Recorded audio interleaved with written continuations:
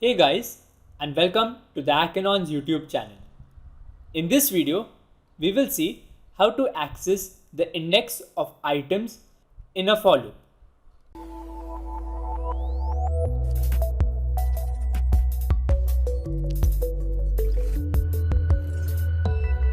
While working with any data structure such as a list, tuple, dictionary in Python, it is important to know how to find the index of items present because it can be useful in traversing, deleting, accessing, or addition of items in the data structure. So here in this example, I've created a simple list or an array, and in this array there are names of fruits present, and I'm going to show you two methods of how we can access the index of these items.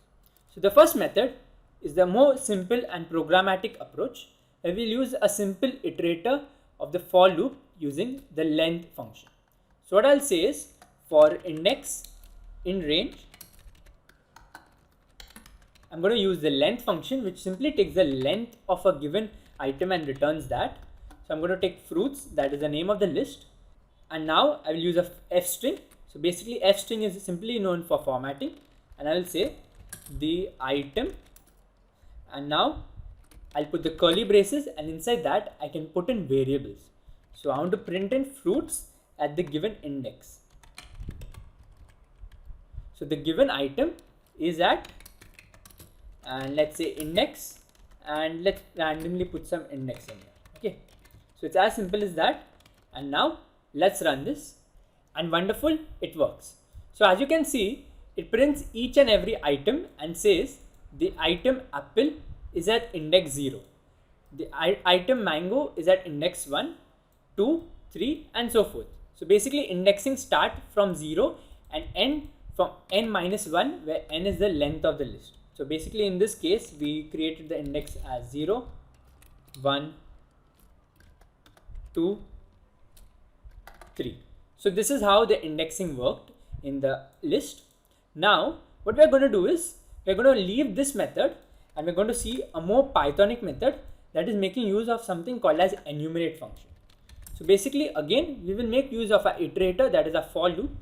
And now what I'll say is for index comma item in enumerate. So basically enumerate is a key function that can be wrapped over any data structure. In this case I'm using my list.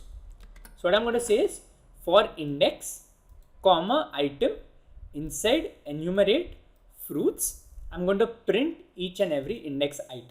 So let's print that, and now let me print index comma item and run this, and as you can see, wonderful, it absolutely does the same, but the advantage is the code is much more cleaner compared to the previous line that we implemented, and it also easier for understand while working and debugging the app.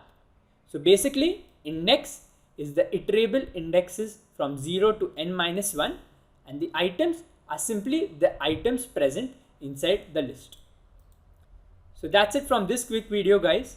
If you like this video, don't forget to drop a like, and if you have any doubts, drop them down in the comment section. And we'll be back soon with more fun and interesting videos.